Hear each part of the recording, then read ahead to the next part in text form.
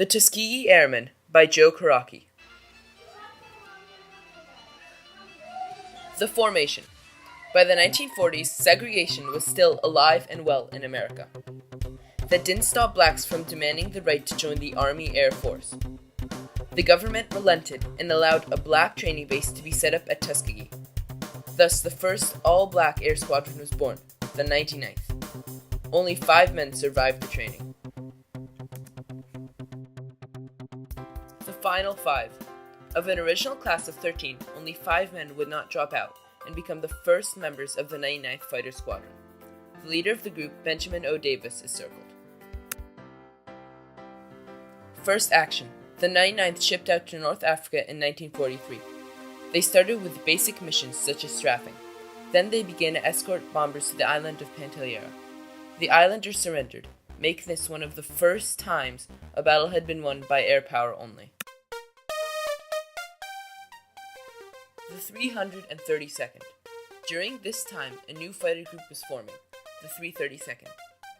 This actually contained 3 separate fighter squadrons. They were under the command of Benjamin O. Davis.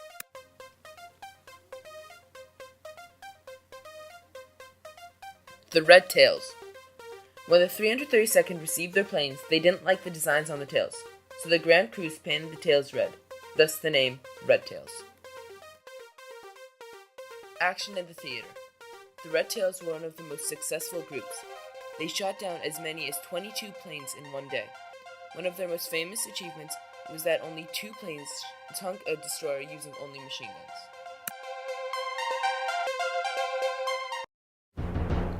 Please write down the answers to the questions on a piece of paper and give them to Joe.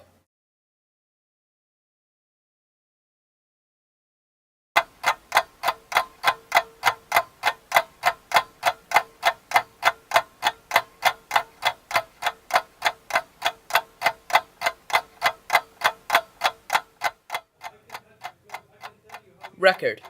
The Tuskegee Airmen have a record of 0 bombers lost, which is by far better than any other squadron. The 477th. The 477th Bombardment Group was being formed in the United States. They faced extreme segregation. When they protested, dozens were arrested in what is called the Freeman Field Mutiny. However, they still did not accept segregation. Ultimately, segregation was outlawed at the base.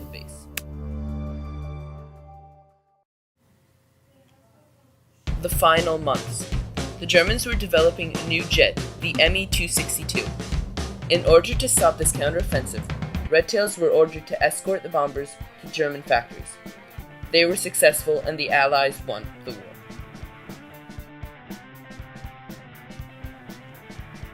Post-war. Despite their exceptional performance, the Tuskegee Airmen still faced racism. President Harry Truman outlawed all segregation in the military. This was probably based on the Red Tails' performance. Some of the Red Tails would go on to be generals.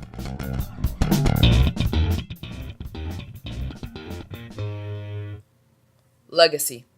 The Alabama Air Guard painted the tails of their planes red in honor of the Tuskegee Airmen. The Red Tails were awarded the Gold Medal by President George Bush.